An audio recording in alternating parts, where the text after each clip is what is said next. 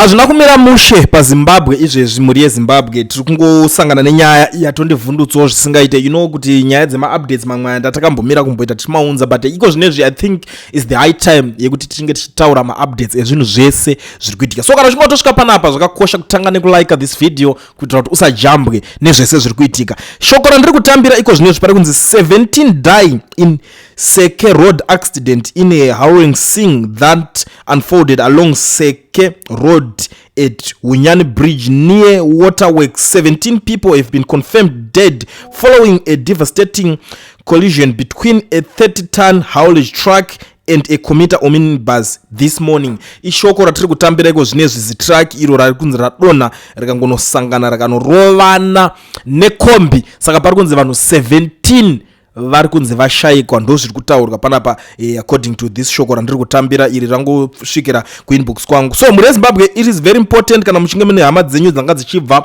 kuchitungwiza, please go and check your relatives muone kuti hapana here, hauna hama here yawarasikirwa nayo kana kuti hapana here chingangodaro chaitika kune hama yako. Ndozoti vamwe munodai muchitotsvaga, vamwe munodai mutotarisira kuti hama yangu yaenda kubasa makuseni kana kuti madila or something, I don't know, but ndiri kungoti that is the situation yandiri kusangana nayo kuti ndingokuzivisai. Garai matarisa hama dzenyu, musazoita zvekuzoshamisika. Handikwanisa hangu kushare mifananidzo yepasini pacho zvakanyanya kuti muione because ndoziva kuti munokwanisa kuzokanganisika ende hazvizobude sepicture yakanaka kwamuri kana vava kuzoona hama yako kana yakadamburwa yakagayiwa ipapo nezvaitika pasini. So please go and check your relatives. It's very important. Kune vamwe kana mune hama yako yanga yabva torai mafoni fonai zviri sei, wasvika here kubasa, wadidi. I think ndo zvimwe zvinhu zvakakosha futi panobuda hama dzichienda kumabasa zviri important kugara unofona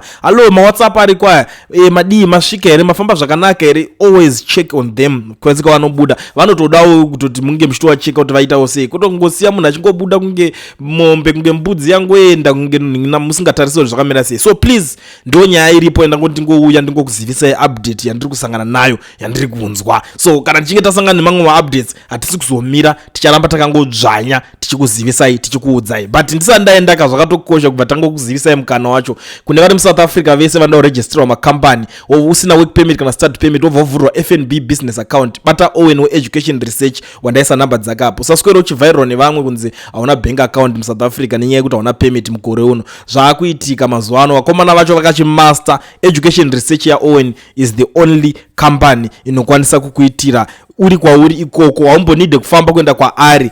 Iye ndiye angatongotaura naye chete, ndiye anotopedza kuregistera otokuunzira zvinhu zvako zvaunenge wapuwa, kadhi rako racho, visa card, whatever, makutoita madhiri akasiyana siyana patoners uri kwauri ikoko. Tora nhamba idzodzidzi uchazonditenda.